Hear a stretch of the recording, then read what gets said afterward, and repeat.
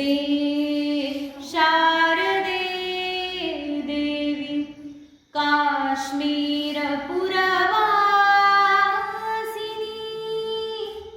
त्वामहं प्रार्थये नित्यं विद्यादानं च देहि मे ब्रह्मस्वरूपा परमा ज्योतिरूपा सनातनी सर्वविद्याधिदेवी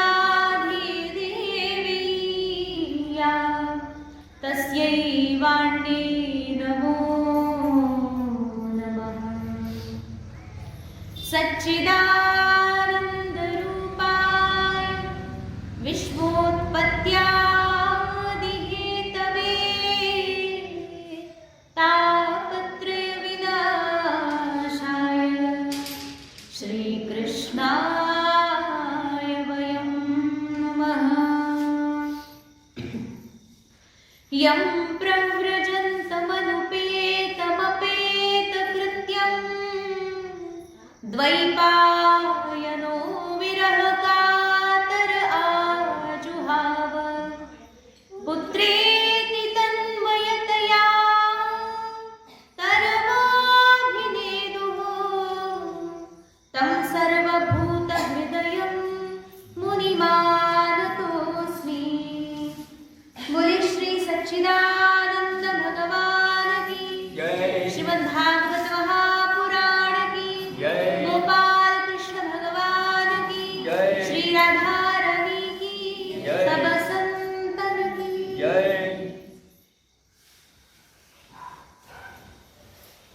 श्रीमद्भागवत महापुराण सत्संगामध्ये आपण सर्व श्रवण करत आहोत। महाराज पृथू भगवान पृथू साक्षात परमात्म्याचा अवतार पृथ्वीचा उद्धार करण्याकरता संसारामध्ये तप्त दुःखी असणाऱ्या सर्व जीवांच्या उद्धाराकरता परमात्म्याने दिव्य अवतार धारण केला। महाराज पृथू यांचा विवाह देवी अर्ची यांच्यासोबत झाला आणि महाराज पृथू आता संपूर्ण प्रजेची जी भूक आहे ती मिटवण्याकरता काय करतायत? सगळीकडे फिरतायत की पृथ्वीने धान्य का लपवले म्हणून पाहतायत। तर देवी पृथ्वी त्या ठिकाणी गायीचं रूप घेऊन पुढे पुढे पळते आणि महाराज पृथू धनुष्याला बाण लावून तिच्या मागे मागे पळतायत। 3 लोकांमध्ये फिरून झालं, स्वर्ग मर्त्य पाताळ सगळीकडे फिरून झालं। देवी पृथ्वी जी आहे गौमातेच्या रूपामध्ये सैरावैरा पळते की कुठेतरी मला कोणीतरी वाचवेल, पण 3 लोक फिरून झालं तरी अद्याप कुणी वाचवणारा मिळालेला नाही। शेवटी देवी पृथ्वी जी आहे भगवान पृथू महाराजांच्याकडे शरण आली। शरण येऊन त्या ठिकाणी म्हणते की प्रभू हे नाथ, तुम्ही तर स्वतः आम्हा सर्वांचं रक्षण करणारे आहात। बघा 3 लोक फिरून झाले माझे, पण त्रैलोक्यात रक्षा करणारा कोणी मला दुसरा सापडला नाही। तुम्हीच माझे रक्षण करता आहात आणि ज्यावेळी रक्षण करणाराच भक्षक बनतो मग केवढा त्रास आहे हा। मग आम्ही जायचं कोणाकडे रक्षा करा म्हणून सांगण्याकरता, आम्ही कोणाला त्या ठिकाणी कोणाकडे बघायचं आम्ही, अशा अनेक प्रकारे प्रार्थना केली। हे प्रभू, तुम्हीच माझा उद्धार केला।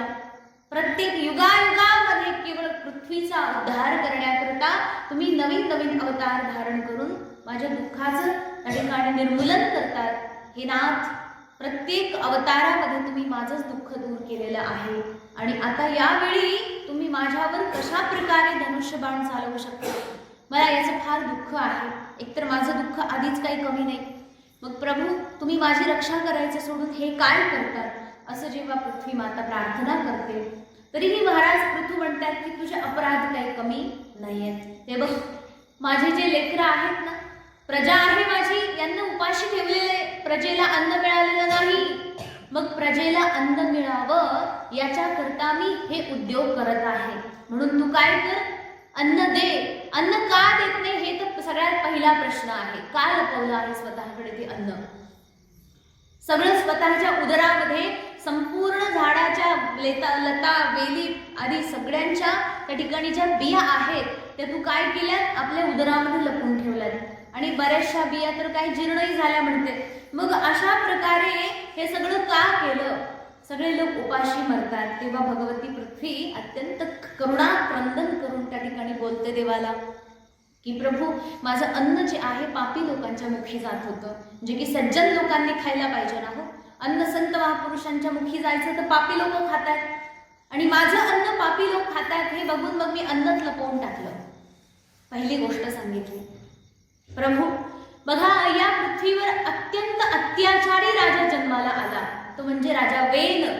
त्याने कधीही पृथ्वीचा आदर केला नाही. त्याने कधी संत महापुरुषांची सेवा केली नाही. त्याने कधीही गोमातेचं रक्षण केलं नाही. या वेन राजाने कोणत्याही प्रकारचा यज्ञ कधी केला नाही, कोणत्याही प्रकारची पूजा कधी केली नाही. या वेन राजाने जीवनामध्ये सतत केवळ पापच केलेलं आहे आणि अशा पापी राजाच्या पायाच्या स्पर्शाने मला अत्यंत त्रास झाला. म्हणून या त्रासामुळे मी काय केलं? माझं अन्न लपवलं प्रभू. आणि मग माझं काय चुकलं बरं याच्यामध्ये? म्हणून तुम्ही मला ही शिक्षा देऊ नका, उलट तुम्ही माझ्या दुःखाचा अंत करा. आणि वेन जरी गेला असला ते त्यावेळी मी माझं सगळं काही अन्नधान्य त्या ठिकाणी माझ्यामध्ये लपवलं आणि आता त्याला परत उद्घाटित करण्याचं जे कार्य आहे ते मला काही करता येणार नाही. लपवायचं काम मी केलं, पण त्याला उद्घाटित करण्याचं जे कार्य आहे ते तुमच्यासारख्यानेच केलं पाहिजे. प्रभू, तुम्हीच करू शकता हे. मग तुम्ही एक काम करा, माझ्यामध्ये जे अन्नधान्य आहे ते शोधून काढा, त्याचं शोधन करा. तेव्हा देवी सांगते, तुम्ही मला काय करा? दोहन करा. हे बघा, मी पृथ्वी माता गोमातेच्या रूपामध्ये आलेली आहे, तर तुम्ही माझं दोहन करा. आणि जसं गाईचं दूध आपण दोहतो त्याच प्रकारे माझं दोहन करा आणि आपलं अभिष्ट मिळवा. अशा प्रकारे देवी पृथ्वी माता प्रार्थना करून त्या ठिकाणी आपली रक्षा इच्छा करते. भगवान पृथ्वी प्रसन्न झाले. म्हटलं ठीक आहे, तू म्हणते तशा प्रकारे आम्ही करू. अशा अनेक युक्ती देऊन त्या ठिकाणी देवी भगवती पृथ्वी आता भगवान पृथ्वींचा क्रोधाला शांत करते. भगवान पृथ्वी म्हणतात, आता काय करायचं मग ते सांगा. तर म्हणते की तुम्ही कुणीतरी एक वासरू बना आणि जसं एखाद्या गाईला वासरू दिलं की ती गाय दूध देते, त्याच प्रकारे तुमच्यापैकी कुणीतरी एखादा वत्सा बना, वासरू बना आणि मग माझ्या जवळ या. तुमची जी इच्छा आहे ती मी पूर्ण करून देईन. अशा प्रकारे मा भगवती पृथ्वी प्रार्थना करते. तेव्हा पृथू महाराज म्हणतात ठीक आहे, चालेल. म्हणून पृथू महाराजांनी सगळ्यात पहिलं महाराज स्वयंभू मनु जे आहेत यांच्या वंशाचं आदी मनु जे आहेत ना, हे आता चाक्षुष मन्वंतर चाललेलं यांच्या वेळीचं, परंतु याच्या आधी जे मन्वंतर होतं स्वयंभू मनु, जिथून ही वंश परंपरा सुरू झाली. तर स्वयंभू मनु जे आहेत त्या मनु महाराजांना कुणी या राजाने महाराज पृथू यांनी काय केलं? वासरू बनवलं, बछडा बनवलं आणि भगवती पृथ्वी जी गोमातेच्या रूपामध्ये आहे तिच्याजवळ पाठवलं. म्हटले तुम्ही जा आणि तिचं दोहन करा, तिचं दूध काढा. अशा प्रकारे महाराज मनु गेले, दूध काढलं गाईचं. त्यामधून अन्नधान्याची उत्पत्ती झाली. अन्नधान्य, धान्य म्हणजे काय? फक्त एवढंच नाही आहे, म्हणजे फक्त धान्य आपल्याला जे खायला लागतं तेवढंच धान्य नाही आहे. एक तर हे धान्य 4 प्रकारचं असतं आणि बाकी सप्तधान्य सुद्धा मानलेलं जातं. तर 4 प्रकारचं जे धान्य आहे ते त्याच्यामध्ये 4 भाग असे बघा: भक्ष्य, भोज्य, चोष्य आणि लेह्य. आता ही भाषा तुम्ही म्हणाल काय काय लावले हे तुम्ही काही कळालं का? भक्ष्य, भोज्य, चोष्य आणि लेह्य 4 प्रकारचं अन्न आहे. तर भक्ष्य म्हणजे जे अन्न आपण दाताने चावून खातो ना त्याला म्हणायचं भक्ष्य भोजन. ज्याच्यामध्ये भाकर घ्या, चपाती घ्या, तुम्ही काय खाता चावून, फळं घ्या, जे काही तुम्ही दाताद्वारे चावून चावून खाता त्याला म्हणायचं भक्ष्य. त्यानंतर भोज्य, या भोज्यालाच पेय समजायचं. पेय म्हणजे जे प्यायचं असतं, चावून चावून खायची गरज, पेय. मग पेयामध्ये काय काय येतं? पाणी येतंय, दूध येतंय, हा दूध येतंय, फळांचा रस येतोय, अजून काय येतात प्यायला? काय घेतात तुम्ही? जे काही पेय आहे ना ते सगळं पेय. बघा, म्हणजे जे चावून चावून खायचं ते वेगळं, जे प्यायचं ते वेगळं, पेय. त्यानंतर म्हणलं चोष्य. चोखून चोखून खायचं. म्हणजे कसं बरं चोखून खायचं? म्हणजे त्याचा रस घ्यायचा, चोथा फेकून द्यायचा. जसं हा अच्छा आंबा सगळ्यांना आवडतो म्हणून पहिलं तेच आणतो आंबा. दुसरं हा अच्छा ऊस आहे. वा वा वा, हे उदाहरण तर मला खरंच आठवलं नव्हतं. मला आंबाच फक्त आठवला होता. अजून काय तुमच्याकडे उदाहरण? चोखून चोखून खायचं आणि शेवटी त्याचा तो चोथा फेकून द्यायचा, जसा ऊस आहे.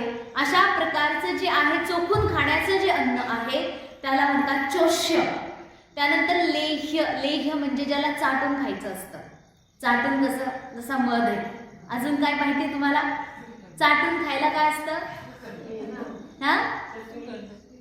हा जे पण तुम्ही चाटून खा. एक मध तर मला शास्त्रीय भाषेमध्ये ग्रंथामध्ये मिळालं, त्यापैकी मध आहे. चाटून खाल्लं जातं. तूप सुद्धा लोक जे खातात एक तर पितात किंवा जर घट्ट असेल तर त्याला चाटून खातात. तर मग या प्रकारचे हे 4 अन्न आहेत: भक्ष्य, भोज्य, चोष्य आणि लेह्य. साधारण भाषेत सांगितलं कळालं ना? हा. तर मग हे जे अन्न आहे त्या पृथ्वी मातेनं दिलं. कोणाला दिलं? मनू महाराजांना दिलं, जेव्हा ते वासरू बनून पृथ्वी मातेजवळ गेले होते. तर अन्न धान्य पहिलं त्यांना दिलं, जे चावून खायचे, पिऊन खायचे, चोखून खायचे आणि चाटून खायचे. त्याचबरोबर बाकीचे सुद्धा अन्नधान्य दिले बरं का. बघा, पृथ्वीवरती जे जे काही आहे, आपल्याला भोगाला जी काही सामग्री उपलब्ध आहे ती सगळीच्या सगळी सामग्री या ठिकाणी भगवती पृथ्वीने मनू महाराजांना दिली आहे. काय सामग्री आहे? जसं आपण घरामध्ये ज्याही वस्तूंचा उपयोग करतो, अगदी कपडे अंगावरती जे घालतोय, ह्या कपड्यापासून तर प्रत्येक वस्तू जी आपण व्यवहारामध्ये वापरतो, जी काही आहे समोर दिसते, हे सगळं काही भगवती पृथ्वीने मनू महाराजांना दिलं. एकदा ते वासरू काय बनले? सगळं देऊन टाकलं. याच्यानंतर बघा, हे दृश्य चमत्कार झाला नाही का? देवी पृथ्वीनं अशा प्रकारे दिलं आणि सगळ्यांनी बघितलं. कोणी बघितलं? म्हणतात देवतांनी बघितलं. आकाशामध्ये देवता असतात ना, कायमच हजर असतात ते, असं काही बघायला. मग देवतांनी पहिलं बघितलं. पुढे म्हणतात ऋषीमुनींनी बघितलं, मग ब्राह्मणांनी बघितलं. त्यानंतर देवता, पितर, दैत्य, दानव, गंधर्व, अप्सरा, किन्नर, नाग, साप, विंचू सगळ्यांनी बघितलं बरं का हे दृश्य. आणि मग सगळ्यांना काय वाटलं की बघा, देवी पृथ्वी एवढी उदार झाली आहे ना, आता आपण पण जाऊ आणि काय करू, आपल्याला जे पाहिजे, आपल्याला ज्या वस्तूची इच्छा आहे ती तिच्या जवळ जाऊन मिळवू. अशा प्रकारे सर्वांनी त्या ठिकाणी आपल्या आपल्या बुद्धीला पटतंय, आपल्या आपल्या गरजेला त्या ठिकाणी त्यांना हवा आहे ते साधन त्या ठिकाणी घेतलं. मग ऋषीमुनी जेवढे होते ना, त्या सर्वांनी एक मीटिंग भरवली. सगळे ऋषीमुनी एकत्र आले आणि त्यांनी देवगुरु बृहस्पती जे आहेत त्यांना वासरू बनवलं. बृहस्पतींना वासरू बनवलं आणि म्हटले, तुम्ही जा आणि काय करा, पृथ्वीचं दोहन करा. आपल्याला वेदाच्या ऋचा पाहिजेत, वेद ज्ञान पाहिजे, वेदाचं ज्ञान पाहिजे. तर म्हणतात पात्र काय होतं? भांड त्याच्याकरता. तर सांगितले वाणी, मन आणि श्रोत्र. वाणी म्हणजे आपली वाचा, आपलं अंतःकरण आणि दोन्ही कान. तर ह्यांना पात्र बनवलं, भांड बनवलं आणि त्या भांड्यामध्ये गोमातेचं दोहन करा म्हटले. पृथ्वीचं दोहन करा आणि वेदाच्या ऋचांना उत्पन्न करा. आता इथे प्रश्न बघा एक येतो, आपण कायमचं ऐकलेलं हे की वेद अपौरुषेय आहे. अपौरुषेय म्हणजे कुठल्याही पुरुषाद्वारे रचलं गेलेलं नाहीये. वेदाला कोणी रचलं नाही. वेद स्वयंभू आहे, वेद प्रकट आहे. वेद त्या ठिकाणी कोणत्याही व्यक्तीद्वारे घडवलं गेलेलं काही शास्त्र नाहीये. आणि मग हे जे वेद आहेत, मग तिथं म्हणतात वेदांना प्रकट केलं पृथ्वीपासून. हे कसं काय शक्य आहे? त्याचे तेव्हा काही वेद कुठे हरवले होते का? लुप्त झाले होते का? तर म्हणतात तसं नाही. वेद आहेत, वेदाचे मंत्र आहेत, ऋचा आहेत, परंतु त्या वेदाच्या ऋचांचा जो वास्तविक अर्थ आहे, मंत्रांचा जो वास्तविक अर्थ आहे, तो अर्थ त्या ठिकाणी कुठेतरी लुप्त झालेला आहे. त्या अर्थांना प्रगट करा. कशाद्वारे? पृथ्वीचं दोहन करून. कळालं ना तुम्हाला? सर्वांना व्यवस्थित ऐकायला येत आहे ना? कालच्या सारखं नाहीये. हा छान, आज सेटिंग व्यवस्थित झाली आहे. तर मग ऋषी मुनींनी अशा प्रकारे त्या ठिकाणी केलं. पुढे म्हणतात देवता लोकांनी हे बघितलं, म्हणजे आपल्याला सुद्धा काहीतरी पाहिजे ना. जशी गंगा वाहते म्हटल्यानंतर सगळ्यांनी हात धुवूनच घ्यावे त्याच्यामध्ये, कशाला आपण लाभ सोडावा, नाही का? है ना? कुठे काही वाटत असेल फ्रीमध्ये तर आपण सगळ्यांनी गर्दी धक्काबुक्की खाऊन पण ते घेतलंच पाहिजे. घेतात ना सगळे लाभ जे काही होऊन मिळतं. अच्छा, ज्यांना कळाल ते बरोबर हसले. तुम्ही ऐकलंच नाही का? लाभ, महालाभ फुकासाठी. मला सांगा बघा बरं, फ्रीमध्ये काय मिळत होतं मध्यंतरी? लाडूचं सामान मिळालं नाही का? अयोध्येला लाडू पाठवायचे तुम्ही. एक पिशवी आश्रमात पण आली, पण आम्ही गेलो नव्हतो तिथं बरं का. ती आपोआप आली. नाही, एक नाही 2-3 आलं. आता ते कोणी दिल्या कशा दिल्या ते देवा जाणे, पण लाडूचं सामान होतं. आणि असं ऐकायला आलं की तिथं भली लांबलचक गर्दी होती हो. का? फुकट वाटत होते.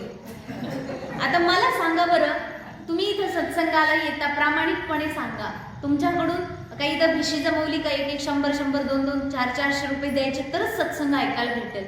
फुकट येणाऱ्याला सत्संग ऐकायला भेटणार असं आहे का? काय हो महाराज, तुम्ही ठेवली काय भिशी वगैरे? हा, नाही ना? तिकीट आहे बाहेर सत्संग ऐकायचं. कसं आहे मग हे? फुकट आहे. मग इथे लाईन का लागत नाहीये? हा, गर्दी नाही इथे, गर्दी नाही. फुकट आहे ना? पण ज्याला कळतं ना खरंच, विवेक ज्याच्याकडे आहे, विवेकवान व्यक्ती कधी याचा लाभ सोडू शकत नाही. पुढे ते ऐकायला मिळेलच आपल्याला. खरंच सत्संगाची महिमा अद्भुत आहे, हे आपल्याला पुढे नक्की ऐकायला मिळेल. तेव्हा या ठिकाणी सगळ्या देवतांनी पण बघितलं पृथ्वीचं दोहन चाललंय, आपण जाऊन काय करायचं? आपणही लाभ घ्यायचा. म्हणून त्या ठिकाणी देवता लोक एकत्र आले आणि त्यांनी देवराज इंद्राला वासरू बनवलं. आणि वासरू बनवून त्या ठिकाणी म्हटले, जा पृथ्वीचं दोहन करा. दोहन केलं, त्याच्यामधून अमृत निघालं. पृथ्वीच्या दोहनातून अमृत, वीर्य म्हणजे मनोबल, आणि ओज तेज, त्यांच्याकडे तेज, ओज, अमृत या सगळ्याची दिव्य लोकांना गरज असते. देवता लोकांना ह्याचीच गरज आहे. अमृत पिऊनच जगतात ते, दुसरं खातपीत काही नाही. त्यांच्याकडे प्यायचं म्हणजे आपल्यासारखं सरबत नसतो, ते अमृतच पितात.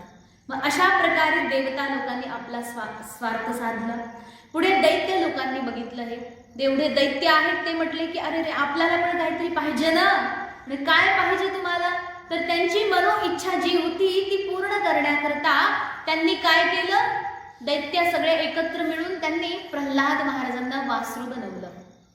बघा, प्रल्हाद महाराज दैत्य वंशामध्ये जन्माला आलेले नाही का? माहितीये ना, हिरण्यकश्यपूचा मुलगा. आता पुढे ती कथा येईल आपल्याला, पण राक्षसांच्या वंशामध्ये हे जन्माला आले होते म्हणून प्रल्हाद. आता इथे मतांतर पण आहे. जसं श्रीमद भागवताच्या नुसार या ठिकाणी वासरू दैत्यांनी प्रल्हाद महाराजांना बनवलंय, परंतु पद्मपुराण इतर पुराणांमध्ये त्याच्या प्रमाणामध्ये अंतर आहे. तर म्हणतात की सर्व दैत्यांनी मिळून वासराला प्रल्हादांना वासरू नाही बनवलेलं, तर कुणाला बनवलंय? तर म्हणतात बलीचा जो पुत्र आहे, काय त्याचं नाव? विरोचन. दैत्य बली जो आहे त्याचा पुत्र विरोचन, ह्याला वासरू बनवलं. प्रल्हाद महाराजांचा नातू आहे हा विरोचन. प्रल्हादांचा मुलगा बली, त्याचा नातू कोण आहे? हा विरोचन. म्हणजे विरोचनला त्या ठिकाणी काय बनवलंय? वासरू बनवलंय. आता हे कशा करता मतांतर? तर बघा, इथे असं आहे, दैत्यांनी प्रल्हाद महाराजांना त्या ठिकाणी वासरू बनवलं, पृथ्वी मातेचं दोहन केलं, आणि दोहन करून त्यांनी मिळवलं काय? मदिरा. मदिरा म्हणजे काय? दारू. पुढे म्हणतात आसव. आसव म्हणजे ताडी. ताडी माहितीये ना? हा, तर ते पण नशिला पदार्थ आहे. तर मदिरा आणि ताडी त्यांनी पृथ्वीमधून दोहन करून काढली. तर बघा, ज्याची जशी बुद्धी, कोण काय काढते, कुठून काय काढते. बघा, सगळ्यांना एकच दिलेलं आहे. गाय एकच आहे, पृथ्वी माता एकच आहे, तिचं जे दूध देण्याचं स्थान आहे तेही एकच आहे, परंतु घेणाऱ्याची बुद्धी वेगळी वेगळी. बघितलं ना, घेणाऱ्याची बुद्धी जशी तसंच तो घेतो. देवता लोकांची बुद्धी अमृतावर होती, अमृत त्यांनी मिळवलं. ऋषीमुनींची बुद्धी वेदावर होती, ऋचा श्रुती मातेवर होती, त्यांनी ते मिळवलं. महाराज पृथ्वी यांची बुद्धी अन्नधान्यासाठी होती, त्यांनी ते मिळवलं. परंतु राक्षस लोकांना काही झालं तरी फक्त काय पाहिजे? नशा, दारू पिण्याचा त्यांना आनंद आहे. मग ज्याची जशी बुद्धी. मग दैत्य लोकांनी महाराज प्रल्हादांना त्या ठिकाणी वासरू बनवून मदिरा मिळवली. लोक इथे थोडासा अर्थ असा लागतो, अहो असं कसं झालं हे? प्रल्हाद महाराज देवाचे परमभक्त आहेत, मग ते मदिरेला स्पर्श सुद्धा करणार नाही, बरोबर ना? दारूला स्पर्श करतील का भक्त कुणी? तुम्ही सगळे इथं बसलेले जे माळकरी टाळकरी लोक आहेत, हा, तुम्ही कुणी असं करू शकता का? हा, नाही ना? नाही, तुमचा विषय मी कुठं बोलते. तर असं होऊ शकत नाही. याचा अर्थ मदिरा पान करण्याचं जे काम आहे ते भक्तांचं नाहीये, अभक्तांचं आहे. आणि महाराज प्रल्हाद भगवान परमात्म्याचे एकनिष्ठ भक्त आहेत, महाभागवत आहेत. आणि मग ते वासरू कसं काय बनले, मदिरा कसं काय घेतली? तर असंही त्या ठिकाणी काय म्हणतात, ती शंका काढली जाते. तर पद्मपुराणामध्ये वगैरे थोडं मतांतर आहे, ज्या ठिकाणी विरोचन जो आहे त्याची बुद्धी जी आहे ती आसुरी प्रवृत्तीची आहे. काहीही केलं, त्याला कितीही चांगला उपदेश दिला कोणी, तरीही त्या उपदेशामध्ये तो भौतिकताच शोधून काढणार, तो देहात्मवादीच राहणार, देह अभिमानावरच सुदृढ राहणार. हा जो व्यक्ती आहे हा निरंतर तो निरंतर देहालाच आत्मा समजून त्याच्यामध्येच जिवंत राहणार. जसं एक उदाहरण येतं, छांदोग्य उपनिषदामध्ये एक कथा आलेली आहे की ब्रह्मदेवाकडे दोघं गेले. कोण दोघं गेले? म्हणतात देवराज इंद्र आणि दैत्यांचा हा मुलगा कोण, विरोचन. बलीचा मुलगा विरोचन आणि देवराज इंद्र दोघं गेले कुठं? ब्रह्मदेवाकडे गेले. आणि कशाला गेले? म्हणजे ब्रह्मदेवा आम्हाला की नाही ब्रह्मज्ञान द्या. काय द्या? आत्मस्वरूपाचं ज्ञान, ब्रह्मज्ञान मागितलं. ब्रह्मदेव त्यांनी उपदेश दिला. ते म्हटले काही नाही, तुम्हाला परमात्म्याला बघायचं, ब्रह्माला बघायचं, म्हणजे काय हरकत नाही.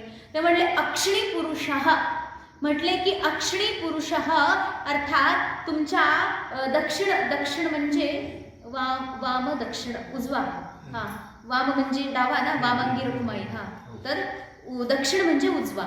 तर उजव्या डोळ्यामध्ये जो पुरुष दिसतो, तुमच्या उजव्या डोळ्यामध्ये जो पुरुष दिसतो तोच परमात्मा आहे. मग डोळा बघायचा ना, डोळ्यामध्ये काय आहे आपलंच आपल्याला काही दिसणार नाही, कळणार नाही. मग हे दोघंही गेले. मग दोघंही गेले आणि म्हटले आता बघू आपल्या डोळ्यामध्ये. परंतु इंद्र जो होता त्याच्याकडे काही झालं तरी दिव्यता आहे, देव आहे ना तो, त्याच्यामुळे ती साधारण अर्थ त्याने लावला नाही की ब्रह्मदेवाने काहीतरी वेगळा उपदेश केलाय म्हणून त्या उपदेशाला जाणण्याकरता साधना करायला लागला इंद्र. परंतु हा विरोचन सरळ घरी आला आणि घरी एखाद्या काय म्हणतात ना, एखादं काय म्हणतात पाण्याचं रांजण म्हणा किंवा पाण्याचं काहीतरी मोठं पात्र, हा, त्याच्यामध्ये त्याने स्वतः डोकावला, त्याच्यामध्ये बघितलं त्याने. आणि बघितल्याबरोबर त्याला स्वतःलाच त्याच्यामध्ये त्याने बघितलं. जेव्हा डोकावला तर त्या पाण्यामध्ये स्वतःचं प्रतिबिंब दिसलं. तेव्हा तो म्हटला अरे ब्रह्मदेव काय म्हणाले होते की असं बघितल्यानंतर तुमच्या डोळ्यांनी जे तुम्हाला दिसेल तो ब्रह्म आहे. मग माझ्या डोळ्यांनी जेव्हा मी बघितलं या पाण्यामध्ये तर मीच दिसतोय मला, याचा अर्थ मी कोण आहे? ब्रह्म आहे, मीच ब्रह्म आहे. अशा प्रकारची आसुरी बुद्धी तयार झाली. शास्त्र काय सांगतंय? अहम ब्रह्मास्मी, म्हणजे मी ब्रह्म आहे. परंतु मीच ब्रह्म आहे असं नाही बरं का. मी ब्रह्म आहे हा एक वाक्य वेगळं आहे, परंतु मीच ब्रह्म आहे हे वाक्य वेगळं आहे. कसं वेगळं आहे बघा. मी ब्रह्म आहे परंतु माझ्या व्यतिरिक्त तुम्ही सगळे ब्रह्म आहात. परंतु मीच ब्रह्म आहे म्हटल्यानंतर केवळ मीच आलो ना, तुम्ही सगळे ब्रह्म नाहीत का मग? हा, मग ही आसुरी बुद्धी आहे. मीच ब्रह्म आहे अर्थात मीच देव आहे, तुम्ही सगळे देव नाही आहेत. आणि या विरोचनच्या बुद्धीमध्ये तेच भरलेलं. तो काही झालं तरी राक्षस आहे, त्याच्या बुद्धीमध्ये तेच आलं की मीच ब्रह्म आहे, माझ्या व्यतिरिक्त दुसरा कोणी ब्रह्म नाही. अशा प्रकारे आसुरी बुद्धीने त्या ठिकाणी युक्त असलेला हा विरोचन त्याने तेच ग्रहण केलं. त्याच्याजवळ असणारी हीच आसुरी बुद्धी त्याला काय करते? मदिरा पान करण्याकरता वासरू बनवून त्या ठिकाणी पृथ्वी मातेचं दोहन करायला पाठवते. सर्व असुरांच्या जवळ हीच बुद्धी. म्हणून त्या ठिकाणी विरोचनाला काय केलं? सगळ्या राक्षसांनी मिळून एक वासरू बनवलं आणि मदिरा असं उत्पन्न केलं. याच्यानंतर गंधर्व आणि अप्सरा त्यांनाही वाटलं की आपणही काहीतरी मिळवलं पाहिजे, म्हणून गंधर्व आणि अप्सरांनी त्या ठिकाणी विश्वावसूला पाठवलं वासरू बनवून जा म्हटलं. विश्वावसू गेला आणि विश्वावसूने काय केलं? मग दोहन केलं. तर त्यातून संगीत आणि सौंदर्य अशा दोन गोष्टी उत्पन्न झाल्या. गंधर्वांच्या करता संगीत पाहिजे ना, गंधर्व म्हणतात ना गाणाऱ्याला, गान गंधर्व. ऐकायला ना शब्द? गंधर्व म्हणजे गायनाचं काम ज्यांचं असतं. तर गंधर्वांना संगीत विद्या भगवती पृथ्वीच्या दोहनातून मिळाली आणि अप्सरा जेवढ्या आहेत या अप्सरांच्याकडे जे सौंदर्य आहे ते सुद्धा भगवती पृथ्वी देवीकडूनच त्यांना मिळालं. अशा प्रकारे यांचं काम झालं. पुढे म्हणतात जेवढे पितृगण आहेत, पितृगण म्हणजे पितृलोकामध्ये राहणारे आपले जेवढे पितर आहेत त्यांनी काय केलं, अर्यमा जी आहे देवता अर्यमेला त्या ठिकाणी वासरू बनवलं आणि पितृलोकांना जे अन्न खायला चालतं ते कव्य अन्न जे आहे, बघा हे अन्न जे आहे हे पितृलोक खात नाहीत बरं का, हे दुसऱ्याच्या मुखातून खातात. तुम्ही दुसऱ्याला खाऊ घातलं तर ते त्यांना मिळतं. हे जे कव्य आहे हे कव्य एक अन्न आहे आणि ते कव्य काय म्हणतात अर्यमा देवतेच्या माध्यमातून त्या ठिकाणी पितर लोकांना मिळालं. पुढे म्हणतात सिद्ध जेवढे आहेत ना तेवढ्या सिद्धांनी आपले जे मुख्य कपिल महामुनी आहेत त्या कपिल मुनींना पाठवलं वासरू बनवून आणि भगवती पृथ्वीचं दोहन करून अष्टसिद्धी मिळवली. कपिल मुनी कोणते बरं? कपिल मुनी अनेक आहेत, त्यांच्यापैकी आपल्याला एक कपिल मुनी माहित आहेत जे भागवतात मागच्या वेळी गेलेले आहेत. कोण? कर्दम ऋषी माता देवहूतीचे पुत्र कपिल मुनी. बघा बरं किती छान तुम्ही भागवत लक्षात ठेवलंय, ते ऐकून पण आनंद वाटतो की हा सार्थक आहे, कुठेतरी एक प्रेमाने ऐकताय तुम्ही. तर देवहूती मातेचा जो पुत्र आहे भगवान कपिल मुनी, ज्यांनी की आपल्या आईला सांख्य योगाच्या दर्शनाचं, सांख्य योग जो आहे त्याचा त्या ठिकाणी उपदेश दिला आणि आईला मोक्ष मिळवून दिला. अशा प्रकारचे हे कपिल महामुनी त्यांनी काय केलं, वासरू बनवून भगवती पृथ्वीचं दोहन केलं आणि अष्टसिद्धी मिळवली. अष्टसिद्धीमध्ये जशी अणिमा, लघिमा, गरिमा या सगळ्या प्रकारची नावं येतात. मग अष्टसिद्धी मिळवली. याच्यानंतर म्हणतात की किम पुरुषादी जे मायावी लोक आहेत ना, मायावी ज्यांना मायेची फार गरज आहे. कसं माया? जसं अंतर्धान व्हायचं, युद्ध करता करता मधूनच गायब होऊन जायचं, लगेचच अंतर्धान होऊन झाल्यानंतर परत यायचं, किंवा विचित्र विचित्र रूप घ्यायची. जसं माणूसच नाही ते लोक काय करतात, पक्षी बनतात, कधी वासरू, कधी गाय, कधी घोडा, काही पण बनवू शकतात ते लोक. त्यांच्याकडे ही माया असते. असे मायावी लोक जे आहेत त्यांनी काय केलं, मय नावाच्या दानवाला वासरू बनवलं. अंतर्धान होण्याची शक्ती आणि विचित्र विचित्र रूप धारण करण्याची शक्ती देवी भगवती पृथ्वीकडून मिळवली. याच्यानंतर म्हटले की यक्ष, राक्षस, भूत, पिशाच, प्रेत आदी जेवढे लोक आहेत जे मांसाहारी आहेत सगळे, तर यांना त्या ठिकाणी त्यांनी काय केलं, रुद्रांना वासरू बनवलं. रुद्र म्हणजे भगवान साक्षात शंकर नवे अंश आहे यांचा हा. तर यांना वासरू बनवलं आणि रुधिर आणि मांस, रक्त आणि मांस त्यांना जे खायला प्यायला लागतं ते भगवती पृथ्वीकडून उत्पन्न केलं.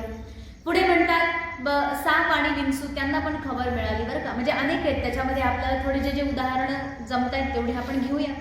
तर साप आणि विंचू त्यांना पण बातमी पोहोचली की भगवती पृथ्वी फार उदार झाली आहे म्हणे, आपण पण काहीतरी घेऊ. म्हणून त्यांनी तक्षक नाग जो आहे, तक्षक नाग कोण आहे बरं? हा भागवत कथेमध्ये बऱ्याच वेळा तक्षक नागाचं आलेलं आहे. तर जेवढे नाग आहेत ना त्यांच्यापैकी एकाचं नाव तक्षक आहे आणि सात प्रकारचे नाग आहेत ना त्याच्यापैकी एक नाग आहे तक्षक. आणि हाच नाग राजा परीक्षिताला चावणार आहे असा शाप कोणी दिलाय? कोणी दिलाय? ऋषींच्या पुत्राने. कोणते ऋषीपुत्र? कोणते? शमिक मुनींचे पुत्र शृंगी. असे थोडे नाव लक्षात ठेवा. त्यांनी शाप दिला ना की राजाला तक्षक नावाचा साप चावेल आणि राजा मरेल. तर तोच जो तक्षक आहे त्याला वासरू बनवलं आणि देवी भगवती पृथ्वीकडे पाठवलं. म्हटले जाऊन काय कर. मग त्यांनी उत्पन्न काय केलं? विष उत्पन्न केलं. यांच्याकडे विष आहे ना, कोणाकडे? साप आणि विंचूकडे. दुसरा अजून कोणाकडे विष आहे? ज्या प्राण्यांकडे विष आहे ना त्या सगळ्यांना देवी भगवती पृथ्वीनेच दिलेलं आहे ते विष. ते पण त्यांच्या रक्षणाकरता आहे, त्यांच्याकरता ते चांगलं आहे. आपल्याकरता ते विष आहे पण त्यांच्याकरता ते चांगलं आहे. अशा प्रकारे यांचं झालं. जेवढे पशु आहेत ना, सगळे पशु जेवढे जनावर आहेत ते सगळे एकत्र आले. ते म्हटले आम्हाला पण काहीतरी पाहिजे. मग काय केलं? म्हटले भगवान शंभो महादेवाचा जो वाहन आहे ना, कोण? नंदीला जाऊन म्हणले वासरू बना. आता हे तर खरोखरचं वासरू आहे. ते म्हणले तुम्ही जाऊन वासरू बना आणि भगवती पृथ्वीचं दोहन करा. काय पाहिजे तुम्हाला? म्हटले आम्हाला चारा पाहिजे, हिरवा हिरवा चारा पाहिजे. हो, मग जो चारा मिळतो ना सगळ्या जनावरांना, त्या सगळ्या जनावरांना चारा भगवती पृथ्वीने दिला. आता हे तर स्पष्ट उदाहरण आहे, देवी पृथ्वीच देते ना चारा सगळ्यांना. तर अशा प्रकारे ज्यांना जे अपेक्षित आहे, ज्यांना ज्या वस्तूची गरज आहे, ज्या शक्तीची गरज आहे, त्या सगळ्यांना त्या ठिकाणी भगवती पृथ्वीनं संपन्न केलं, सर्वांना दिलं आणि म्हणले आता काहीही रडू नका, सगळे आनंदी राहा. म्हटले काही हरकत नाही. आणि आता भगवती पृथ्वी जी आहे, महाराज पृथूंना प्रार्थना करते की भगवन तुम्ही आता सगळं काही मिळवलं, परंतु एक काम करा, पृथ्वीचा म्हणजे जो भाग आहे माझा, तुम्ही एक बघितलं असेल की सगळीकडे काय आहे, मोठे मोठे मोठे मोठे खाई आहे, खड्डे आहेत खूप मोठे, कुठं एकदम जागीत उंच, कधी एकदम खड्डा, म्हणजे उबड खाबड सगळं आहे. ही जमीन तुम्ही सपाट करा, थोडी समतल बनवा. अशा प्रकारे समतल जमीन बनवण्याची प्रार्थना त्यांनी केली. महाराज पृथ्वींनी काय केलं, आपल्या धनुष्याचं जर टोक आहे ना, धनुष्य बाणाचं जे टोक आहे, त्यांनी पृथ्वीला पूर्ण खोदून खोदून काढलं आणि सपाट करून टाकलं. सगळे पर्वत फक्त शिल्लक ठेवले आणि बाकीचा भूभाग जो आहे याला सपाट करून टाकलं. आणि जे सपाट झालेली जागा आहे त्याच्यावरती नवीन प्रकारे वनीकरण केलं. बघा आता हे सगळे जे झाडं वगैरे लागलेले आहेत ना, वनीकरण हे पृथू महाराजांनी केलं. आणि जे नगर वसलेले आहेत, शहरं, गाव, वस्ती जेवढ्या वसलेल्या आहेत, हे सगळं महाराज पृथूंनीच त्या ठिकाणी तयार केलेलं आहे. अशा प्रकारची ही सुंदर अशी व्यवस्था बनवून आता पृथू महाराज म्हणतात आता काय करायचं. तेव्हा त्यांनी त्या ठिकाणी भगवती मनु महाराजांचे जे ब्रह्मावर्त क्षेत्र आहे, त्या ब्रह्मावर्तामध्ये सरस्वती नदी जी पूर्व दिशेकडे वाहते, ब्रह्मावर्त क्षेत्र माहिती आहे ना, जिथे की भगवती सरस्वती वाहते पूर्वेकडे, तर त्या किनाऱ्यावर भगवती सरस्वतीच्या किनाऱ्यावर बसून त्यांनी 100 अश्वमेध यज्ञ करण्याचा संकल्प घेतला. 100 अश्वमेध यज्ञ करायचे म्हणून त्यांनी दीक्षा घेतली. यज्ञ प्रारंभ झाला, यज्ञ सुरू झाला आणि बघा जवळपास 99 यज्ञ होत आले होते. सुरुवातीपासूनच त्या ठिकाणी इंद्राला अडचण झाली की अरे हे महाराज एवढे मोठे मोठे यज्ञ करतात, आपलं कसं व्हायचं. फार ईर्ष्या झाली आणि त्या ईर्ष्येपोटी त्यांनी फार मोठं विचित्र असं काम केलं. पण हा यज्ञ तेवढाच महान होता बरं का. महाराज पृथू जे आहेत त्यांनी भगवान श्री नारायण यज्ञ पुरुषाची आराधना केली यज्ञाद्वारे, उपासना केली यज्ञाद्वारे. आणि ती कशी झाली, महान उपासना झाली. त्या उपासनेचं एवढं मोठं वर्णन सुंदर प्रकारे आलं की महाराज पृथू त्या ठिकाणी पृथूंच्या यज्ञामध्ये भगवान परमात्मा श्री नारायण साक्षात अवतीर्ण झाले. आणि जी आहुती महाराज पृथू प्रदान करत होते त्या आहुतीला त्यांनी साक्षात समोरून ग्रहण केलं, समोर येऊन ग्रहण केलं. एवढी मोठी त्या यज्ञाची सामर्थ्य शक्ती होती बघा. जसं एक उदाहरण आपण ऐकलं होतं, महाराज परीक्षितांनी पण यज्ञ केला, त्याच्यामध्ये सुद्धा देवतांनी सगळ्यांनी साक्षात येऊन काय केलं, अन्न ग्रहण केलं. आणि त्या देवतांचं दर्शन आहे ना तिथं उपस्थित असलेल्या आपल्यासारख्या सगळ्यांनी घेतलं. म्हणजे एवढी मोठी सामर्थ्य त्या महाराजांकडे आहे. तसंच पृथू महाराज सुद्धा एवढा मोठा सुंदर यज्ञ करतात ज्यामध्ये सगळ्या देवता लोकांनी एकत्र येऊन त्याचं त्या ठिकाणी ग्रहण केलेलं आहे. हे सगळं पाहून इंद्राला अजिबात बरं वाटलं नाही. आता इथे एक प्रश्न येतो, जसं आपण कालच म्हटलं होतं की महाराज पृथू जे आहेत ते साक्षात भगवंताचा अवतार आहेत. मग परमात्म्याचा अवतार असणारे भगवान परमात्मा त्यांना परत आपलीच पूजा करण्याची काय गरज पडली. भगवान परमात्म्याने आपलीच पूजा करण्याकरिता एवढे मोठे यज्ञ करण्याची काय गरज आहे. अशा प्रकारे जेव्हा प्रश्न येतो तेव्हा याचं उत्तर असं आहे की बघा भगवान परमात्म्याने जेवढे अवतार घेतलेत ना, हे सगळे अवतार जसे भगवान श्रीराम श्रीकृष्ण अशा अवतारांमध्ये सगळे अवतार येत नाहीत बरं का. हे अवतार जे आहेत ना, काही काही हे अवतार त्या ठिकाणी कसे आहेत म्हणतात, आवेश अवतार आहेत. कुणी म्हणेल की आता बघा भगवान परमात्मा एक आहेत, त्यांची पूजा करणारा त्यांचा भक्त असेल ना, मग आता भगवान यज्ञ पुरुष भगवान आहेत आणि त्यांची पूजा करणारे पृथू महाराज त्यांचे भक्त झाले. अर्थात पृथू महाराज भगवान नाही का. तेव्हा सांगता येत नाही. तसं नाहीये. पृथू महाराज जे आहेत आवेश अवतार आहे, परमात्म्याचाच अवतार आहे, पण आवेश अवतार आहे. जेव्हा परमात्म्याच्या दिव्यतेची, परमात्म्याच्याकडे असलेल्या सामर्थ्याच्या उपयोगाची जेव्हा गरज पडते तेव्हाच फक्त भगवान पृथू महाराज, भगवान आवेश येऊन त्या ठिकाणी ते कार्य पूर्ण करतात. आणि ते कार्य पूर्ण झाल्यानंतर महाराज पृथू जे आहेत ते भगवंताचे भक्त बनून जातात.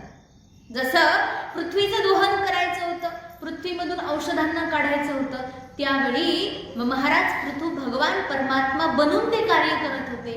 परंतु जसं ते दोहन झालं, आवेश संपला, त्याच्यानंतर आता महाराज पृथू जे आहेत ते परमात्म्याचे भक्त बनून कार्य करतात. त्याच्यामुळे इथे जो यज्ञ चालू आहे हे या ठिकाणी आवेश अवतारामध्ये असलेले पृथू महाराज आता ते भक्त रूपाने करतात. मग अशा प्रकारे एवढा सुंदर दिव्य यज्ञ चाललेला, त्या यज्ञामध्ये इंद्राने बघितलं की अरे काय चाललंय, काय हे नेमकं एवढे मोठे यज्ञ करतात हे महाराज. बघा 100 यज्ञ पूर्ण झाल्यानंतर माणसाला हर प्रकारची उपलब्धी होते.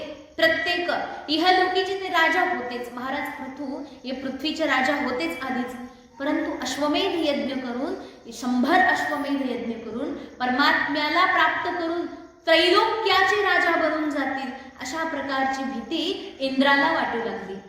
जेव्हा इंद्र घाबरला ना, मग त्याने काय केलं बरं, तेव्हा म्हणतात की पृथू महाराजांच्या अश्वमेध यज्ञाचा जो अश्व होता, घोडा होता, त्याला त्यांनी चोरी केलं आणि चोरून अगदी अगदी वेगामध्ये त्या घोड्याला घेऊन ते देवलोकाला निघून जायला निघाले. अशा प्रकारे जेव्हा ते रस्त्यात अत्यंत वेगामध्ये चालले होते, समोरून अत्री ऋषी आले आणि अत्री ऋषी सुद्धा वेगातच येत होते. त्यांना यज्ञामध्ये जायचं होतं ना, म्हणून ते वेगातच येत होते. परंतु त्यांनी बघितलं की देवराज इंद्राने काय केलंय, अश्वमेध यज्ञाचा घोडा चोरून जोरात त्याला घेऊन चाललंय. असं जेव्हा अत्री ऋषींनी बघितलं, तत्काळ यज्ञ ठिकाणी आले. यज्ञामध्ये येऊन महाराज पृथूंना सांगितलं की राजन, तुमच्या यज्ञाचा घोडा चोरी झालाय आणि अमुक अमुक माणसांनी चोरी केलाय, त्याला घेऊन या. अत्यंत क्रोधित झाले होते अत्री ऋषी. आणि असं जेव्हा पृथू महाराजांना कळालं तेव्हा पृथू महाराजांनी आज्ञा केली त्यांच्या मुलाला, म्हटले की जा बाळा, तू आपला घोडा सोडवून आण. अशा प्रकारे जसं पृथू महाराजांचा मुलाने ऐकलं आणि गेला, इंद्राच्या मागे मागे गेला. जाऊन बघितलं तर इथे कोणी देवराज इंद्र नाहीये. घोड्याच्या जवळ कोण आहे, तर त्यांना इंद्रामध्ये कुणीतरी एखादा महात्मा दिसला, कुणीतरी एक फार साधू तपस्वी महापुरुष जणू काही आहे, असा फार मोठा महात्मा त्या इंद्रामध्ये दिसला. आणि यांनी त्यांना नमस्कार केला आणि परत पाठीमागे आले. ते जेव्हा परत यज्ञशाळेमध्ये आले तर अत्री ऋषी म्हटले, काय झालं, घोडा का नाही आणला? ते म्हटले, नाही नाही, तिथे काय होतं, ते भगवान परमात्मा होते, कुणीतरी अवतारी महापुरुष होते हो, ते काय देवराज इंद्र थोडी होता. त्याच्यामुळे मी त्यांचा काही अपराध केला नाही आणि सरळ मागे निघून आलो. असं जेव्हा पृथू महाराजांनी ऐकलं आणि अत्री ऋषींनी ऐकलं, अत्री ऋषी म्हणतात की अरे बाळा, ते पाखंड रूप आहे, ते जे आहे देवराज इंद्रच आहे, मी आता बघून आलोय.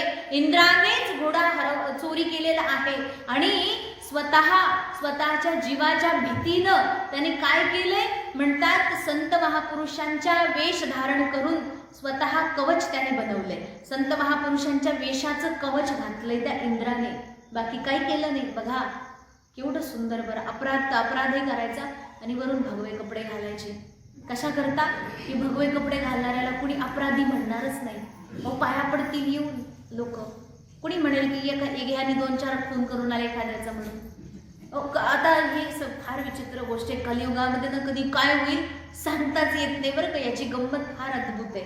म्हणजे तुम्ही काहीतरी अपराध तिकडं करा, परंतु इकडे येईल मोठी मोठी दाढी वाढवा, जटा वाढवा, लावा, छानपैकी कपडे घाला, इथे बसा ओम नमः शिवाय करत ना. त्या माणसांना ओळखणार तुम्ही आणि ना ह्या लोकांना माहिती तुमचं काय केलेलं आहे तुम्ही पाठीमागे. याचा अर्थ किती सुंदर आहे, तुम्ही साधूचे कपडे घाला. हे जे पाखंड आहे बघा, याला तर पाखंड म्हणतात ना. पाखंड, पापाचा खंड. इथे याच्यामध्ये असा अर्थ केला, वेदाच्या विरुद्ध आचरण करणारा व्यक्ती पाखंडी आहे. तेच पापाचाच खंड आहे, पूर्ण पाप पुंज ज्याच्यामध्ये भरलेला आहे, असं आचरण दंभ आहे. जसा बगळा आहे ना महाराज, काय करतो बगळा? पांढरे कपडे घालतो, मग मस्तपैकी पांढरा, इथून तिथून पांढरा आहे, परंतु तलावाच्या किनारी जाऊन बसतो, एका पायावर उभा राहतो, एक डोळे झाकतो आणि डोळे झाकून तपस्या करतो. कशा करता? हा, तुम्हाला माहित आहे ते? मग कशाला सांगू मी हे, नाही का? हा, तो बगळा काय करतो? एका पायावर उभा राहून डोळे झाकून तपस्या करतो. डोळे पूर्ण नाही झाकत, अर्धे झाकतो. पूर्ण झाकले तर मग मासे दिसतील कसे? अर्धे डोळे झाकतो. जवळ मासा आला की पटकन त्याला पकडतो.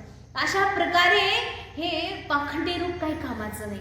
असं जर वेश धारण केला साधूचा, गळ्यामध्ये रुद्राक्षाच्या माळा घातल्या, भगवे कपडे, पांढरे कपडे घातले, तुळशीच्या माळा लावल्या, मोठे मोठे गंध लावले, आणि असं सगळं झालं तर समजायचं की कोण झाले? महात्मा झाले, महापुरुष झाले.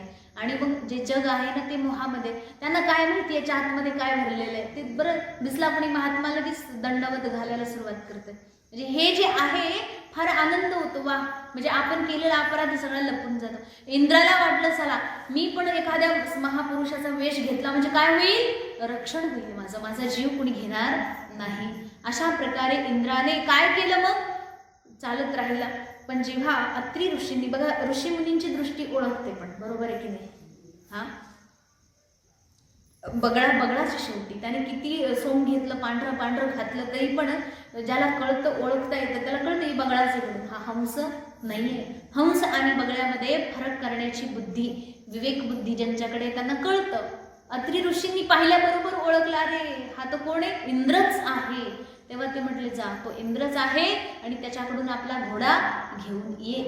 अशा प्रकारे आता अत्यंत क्रोधामध्ये भरून महाराज पृथू यांचा मुलगा जेव्हा देवलोकाकडे धावला आणि देवराज इंद्राने बघितलं की अरे आता हा रागारागात आलाय बरं का, एकदम तापलेला दिसतोय हा.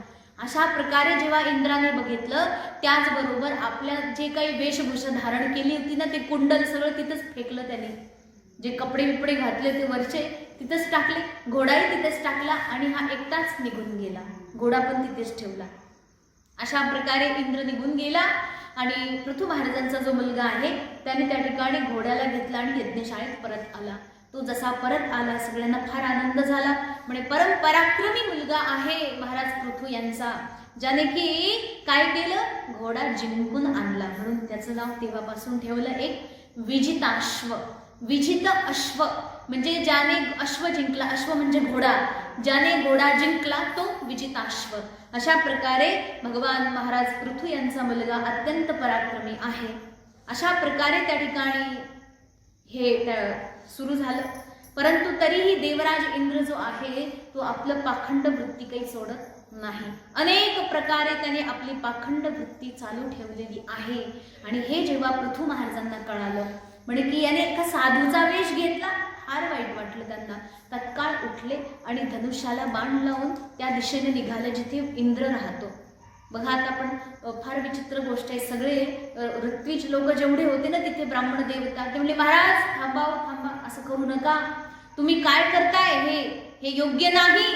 भलेही इंद्र अपराधी आहे, परंतु तुम्ही आता यज्ञाची दीक्षा घेतली आहे ना, आणि यज्ञाची दीक्षा घेतलेली असताना यज्ञामध्ये बळी दिला जाणारा जो पशु आहे त्याला सोडून दुसऱ्या कोणत्याही व्यक्तीचं, कोणत्याही पशुचा तुम्ही बळी घेऊ शकत नाही, कोणाचाही वध करू शकत नाही. फक्त यज्ञामध्ये जे बळी देण्याकरता पशु आणले जातात ना, तेवढ्यांचाच तुम्ही वध करू शकता. इतरांचा वध तुम्हाला त्या ठिकाणी अमान्य आहे, म्हणून तुम्ही जाऊ नका. आणि परत तुमच्यासारख्याने जायची गरजच काय? आम्ही एक काम करतो, इंद्राला मंत्राद्वारे इथे आहूत करतो आणि या जी स्रुवा असते ना, स्रुवा म्हणजे ते ज्याला अनेक आहुती प्रदान करतात, जसं तुपाचं ठेवलेलं असतं, तुपामध्ये ते बुडवून ते टाकली जाते ना आहुती, त्याला काय म्हणतात? जो चमचा असतो तुमच्या समजा भाषेत साधारण ही छोटी पळी चमचा जे आहे ते आहुती देण्याकरता जे चमचा आहे मोठ्या लांब दांडीचा, त्याला संस्कृतमध्ये स्रुवा म्हणतात, याज्ञिकी भाषेमध्ये स्रुवा म्हणतात. तर ती जी स्रुवा आहे त्या स्रुवेमध्ये देवराज इंद्राला ठेवून त्या ठिकाणी आम्ही आहुती प्रदान करू त्याची, असं म्हणून त्यांनी महाराज पृथूंना बसवलं जागेवर. आणि मंत्र बोलून इंद्राला आहुत केलं. इंद्र आला आणि इंद्राचं आवाहन करून त्यांनी त्या ठिकाणी इंद्राची आता आहुती म्हणजे यज्ञामध्ये आपण या हविष्याद्वारे देऊन टाकू आणि कायमचा या यज्ञात घालून जाळून टाकू. अशा प्रकारे हे सगळे म्हणाले. असं झाल्यानंतर त्या ठिकाणी मग बघा महाराज ब्रह्मदेव आले. ब्रह्मा म्हटले की महाराज ठीक आहे हो, इंद्राने अपराध केला, तुमचा फार मोठा अपराध केला, मान्य आहे मला, परंतु इंद्र वध करण्याजोगा नाहीये, वध करण्यायोग्य नाही. आणि बघा इंद्राकडे फार मोठं काम आहे, त्याच्याकडे फार मोठी पदवी आहे, त्याच्याकडे फार मोठी जबाबदारी आहे, त्याच्यामुळे तुम्ही त्याचा काही वध करू नका. आणि जे झालेलं आहे बघा याच्यामध्ये खरं तर परमात्माच सगळं काही करतो ही गोष्ट तुम्हाला मान्य करावी लागेल. आणि तुम्ही तर साक्षात परमात्म्याचे भक्त आहात. भगवान परमात्म्याला प्राप्त करण्याकरता, त्याला प्रसन्न करण्याकरता तुम्ही सगळे हे उद्योग करता. याचा अर्थ तुम्ही जे आहात तुम्ही क्षमा केली पाहिजे हो. भगवान परमात्म्याचे भक्त जे असतात ना ते क्षमाशील असतात. कुणाच्याही अपराधाला ते मनावर घेत नाही कधी. बरोबर आहे ना? बरोबर की नाही? संत महात्मे कसे असतात? एखाद्याने किती खोड केली तरी त्याला काय करतात? मोठ्या मनाने क्षमा करतात. असं नाही की मनात धरून ठेवतात त्या गोष्टीला. वरून राजाचा केलं माफ, पण मनात धरून ठेवतात आणि वेळ प्रसंग आला की बरोबर टोला टाकतात. असं करत नाही. संतांचं हे लक्षण नाही. ते काय करतात? कुणी काही अपराध केला त्याला क्षमा करतात आणि त्या गोष्टीला जागीच विसरूनही जातात. संत महात्मे त्या गोष्टीला मनामध्ये ठेवत नाही. मग तेच म्हटले की तुम्ही देवाचे भक्त आहात ना हो. मग देवात परमात्म्याच्या जवळ काय स्वभाव आहे? सगळ्यांना क्षमा करण्याचा स्वभाव आहे परमात्म्याचा. आणि जे भक्त असतात ते देवाचा स्वभाव आपल्यामध्ये घेतात. जे सगळे भक्त आहेत, मग तुम्ही भक्त आहात तर परमात्म्याच्या स्वभावासारखं तुम्ही पण थोडं वागा. काय आहे? म्हणजे तुम्ही पण क्षमा करा. इंद्राला मोठ्या मनाने तुम्ही क्षमा करा. अनेक प्रकारे समजावून सांगितलं. तेव्हा पृथू महाराज म्हणतात ठीक आहे महाराज, काही हरकत नाही माझी, मी क्षमा करतो. देवराज इंद्राला लाज वाटली आता, कारण आतापर्यंत तर तो अपराधच करत होता. परंतु जेव्हा महाराजांनी क्षमा करायला लावलं, पृथू महाराजांनी जेव्हा क्षमा केली तेव्हा इंद्राला फार मोठी लाज वाटली, लज्जा वाटली. आणि त्या लाजेपोटी मग शेवटी पृथू महाराजांच्या चरणावरती लोटांगण घालण्याकरता तो वाकायला लागला. तेवढ्यात पृथू महाराजांनी त्याला धरलं आणि हृदयाशी लावलं, त्याला घट्ट मिठी मारली आणि म्हटले काय हरकत नाही, तुम्हाला आम्ही क्षमा केलं, तुम्हाला काहीही अपराध लागणार नाही. मग अशा प्रकारे इंद्राला क्षमा केलं महाराज पृथू यांनी. परंतु आता त्या ठिकाणी यज्ञ जे आहेत ना ते चाललेले सगळे यज्ञ काय अधुरे राहिले ना हो. कारण की बऱ्यापैकी विक्षेप झाला. 99 यज्ञ पूर्ण झाले होते आणि 100वा यज्ञ पूर्ण होणार होता. परंतु इंद्राच्या या विक्षेपामुळे ब्रह्मदेवही म्हटले की महाराज तुमचा हा 100वा यज्ञ राहू द्या, आता तो यज्ञ काही पूर्ण करू नका. मग पूर्ण न करण्याचं काय अनेक कारण आहेत, परंतु यज्ञाची दीक्षा घेतली होती ना, असं अर्ध्यात सोडून चालत नाही. तेव्हा ब्रह्मदेव म्हटले की महाराज तुम्ही परम यशस्वी आहात, परम तपस्वी, तुम्ही तुमच्यामध्ये एवढी शक्ती आहे, एवढं सामर्थ्य आहे, तुम्ही तर साक्षात वैष्णव स्वरूप आहात, तुम्ही साक्षात परमात्मा आहात. त्याच्यामुळे तुम्ही हा यज्ञ कमी केला तर त्याचं काहीही दुष्फळ तुम्हाला लागणार नाही. अशा प्रकारची तुम्ही काही कल्पना करू नका. म्हणून महाराज जे आहे ते यथायोग्य परमात्म्याच्या इच्छेद्वारे घडते म्हणून स्वीकार करून या सगळ्या विषयाला त्याग करा आणि प्रसन्नतापूर्वक तुम्ही तुमच्या राज्याची सुरुवात करा. जे सुरू झालेलं आहे राज्य, आता एवढ्या गुण्या गोविंदाने तुमचं सगळं राज्य नटले थटले, इतकंच छान झालंय. सगळी पृथ्वी जी आहे धनधान्याने संपन्न आहे, हिरवीगार दिसते पृथ्वी, सगळीकडे सगळं काही उपलब्ध आहे. अशा स्थितीमध्ये तुमचे 99 यज्ञ सफल झालेले आहेत. त्याच्यामुळे तुम्ही चिंता करू नका एक यज्ञ राहिला म्हणून. म्हणजे बघा साधना करत असताना सुद्धा साधकाने समाधानी राहायचं, त्याच्या साधनावरती आसक्ती ठेवायची नाही बरं का. जसं तुम्ही साधन कुठपर्यंत असतं बघा, साध्यापर्यंत पोचायला साधन असतं. साध्य एकदा मिळालं की साधनाशी आपल्याला काहीही अडकून राहायची गरज नाहीये.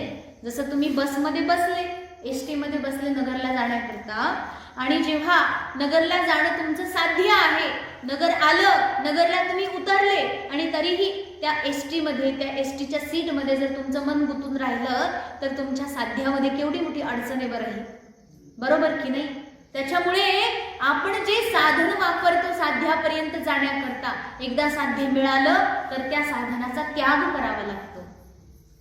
ते त्याग केला तर साध्य टिकून राहतं. म्हणून म्हटले महाराज ही तर हे सगळी साधना होती, साधना याच्यामध्ये मन अडकवू नका, साध्य तुम्हाला मिळालेलं आहे. अशा प्रकारे आता या ठिकाणी परमपुरुष परमात्मा भगवान श्री आदिनारायण साक्षात प्रकट झाले आणि त्यांनी भगवान पृथू महाराजांना आशीर्वाद दिला. म्हणजे प्रभू ठीक आहे, तुमची भक्ती अपार आहे, तुमचं प्रेम अद्भुत आहे, तुमच्या ठिकाणी असलेलं प्रेम पाहून तर मी भल्या भल्यांच्या वशामध्ये जात नाही, परंतु तुमच्या बघा तुम्ही मला माझ्या वश केलेला आहे स्वतःच्या. बघा परमात्म्याची केवढी कृपा आहे. भक्त जो आहे ना त्याच्यामध्ये अधीन जातात परमात्मा. भक्त जसं सांगेल तसं ऐकायला लागतात परमात्मा. पृथू महाराजांच्या अधीन आहेत भगवान श्री नारायण. भगवान परमात्मा तिथे आले, उभे राहिले, गरुडावरती बसून आले, गरुडाला बाजूला उभं केलं, गरुडावर एक हात ठेवला आणि भगवान ते काय म्हणतात ना, बरहा पीडम नटवर वपू, भगवान परमात्म्याचे ते अत्यंत अद्भुत सुंदर रूपाचं वर्णन केलंय आणि त्या सुंदर स्वरूपामध्ये परमात्मा तिथे विराजमान आहेत आणि पृथ्वीवरती पाय आहेत. बघा भगवती पृथ्वी अत्यंत गदगद झाली, आनंदाने. साक्षात परमात्म्याचे पाय माझ्यावरती लागले म्हणून देवी भगवती आनंदित आहे. त्याचबरोबर महाराज पृथू भारावून गेलेत. बघा इतकं जास्त भारावून गेले की प्रेमाने अश्रुपूरित नेत्र झाले. नेत्र अत्यंत अश्रुपूरित झाले. जेव्हा डोळ्यामधलं पाणी बघा डोळ्यातच जेव्हा राहतं ना ते वाहून जातच नाही. डोळ्यातच जेव्हा राहतं तेव्हा डोळ्यांना दिसायचं बंद होतं. बरोबर आहे ना? कोणाकोणाला माहिती हा? म्हणजे रडण्याचा भरपूर अनुभव आहे की नाही? हो नाहीये? रडण्याचा अनुभव आहे सगळ्यांना. रडताना जेव्हा ते अश्रू एकतर निघून जातात पूर्ण तेव्हा डोळे स्वच्छ झाले की मग दिसतं, परंतु जेव्हा डोळे पूर्ण भरतात ना काही दिसत नाही. तसंच झालं इथे महाराज पृथू महाराजांच्या डोळ्यामध्ये अश्रू पूर्ण भरलेले आहेत आणि समजा ते अश्रू निघून जरी गेले ना तरी नवीन अश्रू येत आहेत, थांबतच नाहीयेत अश्रू. भगवान परमात्म्याच्या प्रेमाने आनंदाने भरभरून अश्रू एवढे वाहतायत की परमात्म्याचं दर्शनच होईना आता, कारण की अश्रू भरले डोळ्यात. हा आता देव दिसेल कुठून बरं? दिसायचं बंद झालं. एवढं प्रेम, एवढं प्रेम. परमात्म्याला घट्ट मिठी मारली आणि दोन्ही हात जोडून देवासमोर असे उभेच राहिले. काही बोलतच नाहीये. काय बोलायचं? भगवान भेटले, आता काही बोलायचं उरलं का हो? परमात्म्याचं दर्शन झाल्यानंतर आता आणखी काही बोलायचं शिल्लक आहे का या विश्वामध्ये? परमात्मा भेटला, बस आनंद झाला. याच्यापेक्षा मोठा आनंद काही नसतो जगात, जो आनंद भेटून गेला. पृथू महाराज अपार प्रसन्न आहेत. इंद्राला क्षमा केली, सगळं काही झालं आणि भगवान परमात्म्याच्या श्री चरणावरती लोटांगण घालून परमात्म्याची पूजा केली आणि भगवान परमात्म्याची स्तुती गायला लागले. अनेक प्रकारे भगवान परमात्म्याची स्तुती गायली. आता भगवान परमात्मा बोलतायत की महाराज पृथू तुम्ही महान आहात, खरंच परम तपस्वी, परम तेजस्वी. तुमचं भक्ती आणि तुमचा धर्मशीलता, भक्ती, तुमच्या प्रजेला पालन करण्याकरता अति दक्षता, या सगळ्या गुणांना बघितलं तर मला अपार आनंद झाला, असीम आनंद झाला. आणि खरंच तुमच्या ठिकाणी हा जो गुण आहे ना खरंच अद्भुत आहे. बघा राजाच्याकडे असे गुण असले पाहिजे, नाहीतर राजा नरकाला जातो. म्हटले की जर तुम्ही स्वतः प्रजेला प्रेमाने पुत्रवत पालन केलं तर हा जो राजा आहे जेव्हा स्वर्गाला जातो ना तेव्हा स्वर्गाला गेल्यानंतर प्रजेमध्ये जेवढे लोक आहेत, जेवढे आपण सगळे लोक, या सगळ्या लोकांच्या हिस्स्यामध्ये जेवढं पुण्य आलेलं आहे, आपल्याकडे जेवढं पुण्य आहे ना त्या पुण्याचा 6वा हिस्सा राजाला मिळतो. कितवा? 6वा वाटा.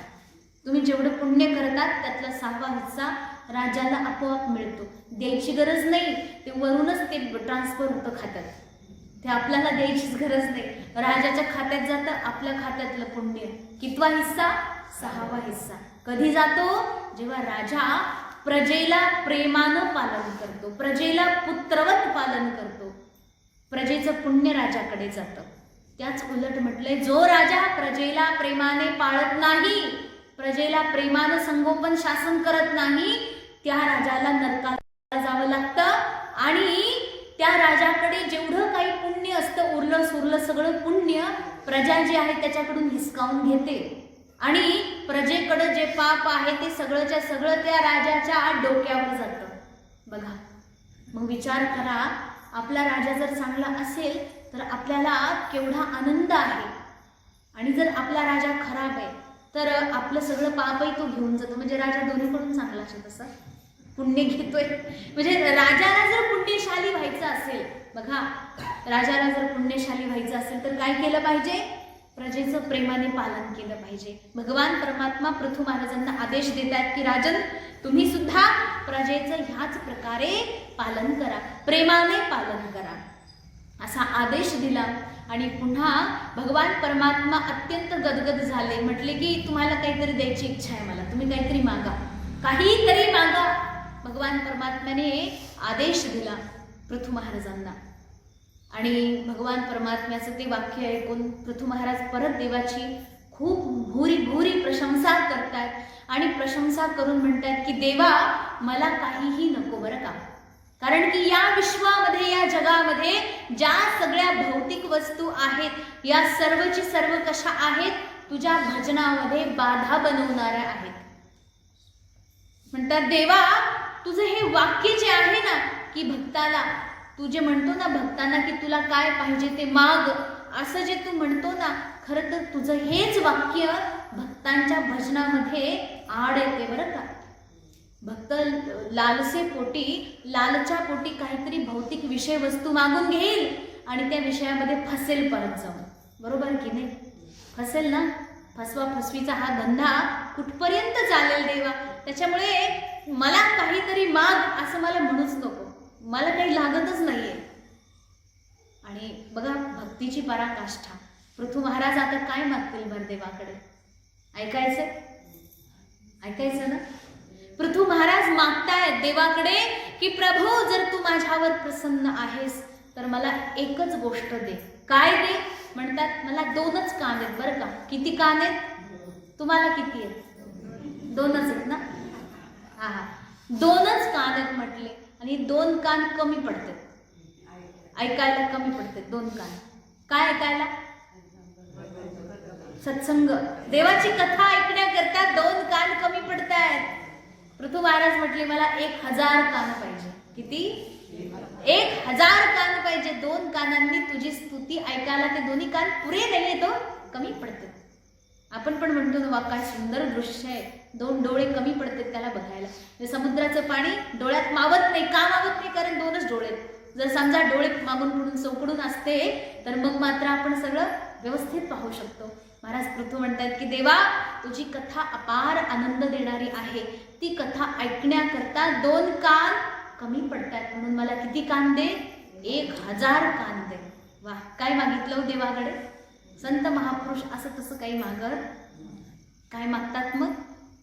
वा, किती सुंदर मागणं आहे. शिका, संतांकडून शिकायचं की काय मागितलं पाहिजे देवाकडे. विषय वस्तू, पैसा, धन, संपत्ती, मुलं बाळ, काय मागायचं देवाकडे? हे सगळं नश्वर आहे. हे जे काही मिळवतात तुम्ही, हे सगळं काही उद्या जाणार आहे. पैसा आला तर तो आयुष्यभर टिकून राहणार आहे का? जरी टिकला तर तो आपल्या काही कामाचा आहे. जीवनामध्ये वास्तविक धन केवळ सत्संगच आहे, आणि हे ज्या व्यक्तीला कळतं तोच खरा संत आहे. पृथु महाराज म्हणतात की महाराज, जो व्यक्ती, ज्याला कळालं, बघा, ज्याला कळालं तो या सत्संगापासून वंचित दूर राहू शकत नाही. बघा, एक तो मूर्ख माणूस आहे म्हणतात. जो माणूस महान मूर्ख आहे तो एकदा सत्संगाला आला ना की तृप्त होऊन जाईल. बास, पोट भरलं माझं, सत्संग ऐकला, तृप्त झालो. परंतु जो खरोखर सत्संग प्रेमी आहे तो व्यक्ती निरंतर सत्संग ऐकूनही तृप्त होणार नाही. तृप्ती नाहीये सत्संगामध्ये, याच्यामध्ये आणखी तहान आहे. एकदा ऐकलं ना, उद्या ऐकायची इच्छा होईल. निरंतर तहाने हा सत्संग अशा व्यक्तीलाच खरा कळालाय, जो एकदा ऐकल्यानंतर परत सत्संगाला जीवनभर कधी सोडत नाही. असा व्यक्ती आपल्या जीवनामध्ये कल्याण करतो. आणि मला माझं कल्याण करायचंय प्रभू, म्हणून मला काय करा? 1000 कान द्या, जेणेकरून तुझी कथा मी प्रेमाने ऐकेल. बघा, म्हणजे 2 कान थकले किंवा कामाला गेले, कामाला नाही, कामातून गेले. कामाला कुठे जायचे कान? 2 कान आहेत ते 2च दिलेले, ते पण जर कामातून गेले तर काय सत्संग ऐकायचं? म्हणून म्हटलं हे बाकीचे कान जपून वापरू. हा, आपण काय करतो आयुष्यभर? तर फक्त इकडच तिकडच ऐकत बसलो, प्रपंचाच्याच गोष्टी ऐकत बसलो. पण ते कानाची सार्थकता नाहीये. कानाची खरी सार्थकता देवाचा सत्संग ऐकण्यामध्ये आहे. त्याच्याकरता दिलेत हे कान बरं का. उंच कान करून ऐका, ही गोष्ट खरी आहे. देवाचा सत्संग आपल्याला ऐकता यावा म्हणून हे दोन्ही कान दिलेले आहेत आणि 2-2 दिलेले आहेत. तेवढे तरी वापरा. पृथू महाराजांना 2 कान कमी पडतात म्हणून ते 1000 मागतात. आपल्याला 2 दिले, आपल्याला एक कानही आपण नीट ऐकत नाही सत्संग, एका कानानेही ऐकत नाही. अशी आपलीच तरह आहे. एवढी विचित्र परिस्थिती आहे. सत्संगाचं महत्त्व कळालं नाही आपल्याला जीवनामध्ये. यातून तर खरं कल्याण होतंय. कोणाकोणाला पाहिजे कल्याण? सगळ्यांना पाहिजे ना. मग सत्संग सोडायचा नाही. अशा प्रकारे पृथू महाराजांना आशीर्वाद देऊन परमात्मा गदगद झाले, देव रडायला लागला आपल्यासाठी. बघा किती मोठी गोष्ट आहे की भक्ताने भगवंता करता रडावं. ही गोष्ट थोडी छोटी आहे. आपण कोणासाठी रडतो? देवा करता रडलात कधी? आठवतंय कधी देवा करता रडला? देवा ये, मला दर्शन दे, तुझ्याशिवाय मला चैन नाही, तुझ्याशिवाय घास गिळत नाही, तुझ्याशिवाय मला तहान नाही, तुझ्याशिवाय मला अजिबात करमत नाही. देवा काही करून तू लगेच ये, असं म्हणून रडलं कधी? केवढे प्रामाणिक आहात तुम्ही. नाही रडलो देवा करता, नाही रडलो देवा करता. बघा, जो भक्त देवा करता रडतो तो महान भक्त आहे.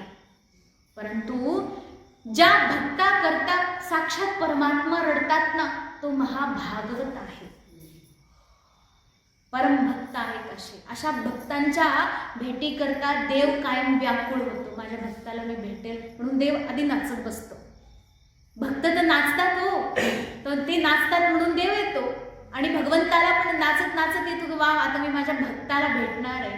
म्हणून तर तुकोबाराय, मौली ज्ञानेश्वर महाराज, एकनाथ महाराज या सगळ्या भक्तांच्या भेटी करता भगवान आतुर असायचा. पांडुरंगाला करमत नव्हतं यांच्याशिवाय. सगळं काही सोडून, सगळ्या जगाचा पसारा, सगळ्या जगाची चिंता सोडून भक्त कुठे राहत होता? वैकुंठ सोडून संतांच्या घरी राहत होता. संत सदनी राहिला. सगळ्या भक्तांच्या जवळ एक महान धन आहे, ते म्हणजे काय? फक्त सत्संग. आणि तो सत्संग मला ऐकता यावा देवा म्हणून 1000 कान पाहिजे. देवाने तथास्तु म्हटलं.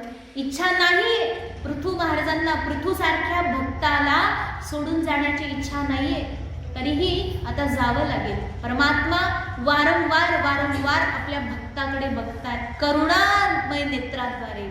अत्यंत करुणा डोळ्यामध्ये भरलेली आहे, प्रेम भरलेलं आहे. त्या प्रेमाने आपल्या भक्ताकडे बघतात. जणू एखादी आई एखाद्या लेकराला कितीतरी खूप वर्षांनी भेटते, 10, 15, 20 वर्षांनी भेटते ना एखादी आई, तर त्या लेकराला जशी बघते ना मायेने, किती प्रेमानं बघते बरं. हा माझं बाळ, माझं बाळ. म्हणजे ते मोठं किती झालं, म्हातारं जरी झालं तरी आईसाठी ते त्या बाळाला किती बरं प्रेमाने पाहते. तसं भगवान परमात्मा आपल्या भक्तांना बघत असतो. अशा प्रकारे पृथू महाराजांवर प्रसन्न झालेले परमेश्वर परमात्मा गरुडावर बसल्याने उडून गेले. अशा प्रकारे उपस्थित सगळे देवता लोकही निघून गेले. सगळे आपल्या घरी निघून गेले. महाराज पृथू जे आहेत ते सुद्धा यज्ञशाळा आदी तिथलं जे क्षेत्र आहे ते सगळं सोडून आपल्या राज्यामध्ये, आपल्या राजमहालामध्ये परतले. अशा प्रकारे राजमहालात आल्यानंतर आता भगवान पृथू महाराजांनी पुढे काय केलं बरं? तर पृथू महाराजांनी आपल्या प्रजेला उपदेश दिला काय केलं पाहिजे. आणि याच्यानंतर सनकादी ऋषी सुद्धा तिथं उपस्थित झाले, प्रगट झाले आणि त्यांनी पृथू महाराजांना उपदेश केला. तर अशा प्रकारे ही कथा जी आहे उद्या आपल्याला ऐकायला मिळेल. तर आजची झालेली सेवा भगवत चरणी समर्पित करून वाणीला विश्राम देतो. ओम पूर्णमदः पूर्णमिदं पूर्णात् पूर्णमुदच्यते पूर्णस्य पूर्णमादाय पूर्णमेवावशिष्यते. ओम शांती शांती शांती.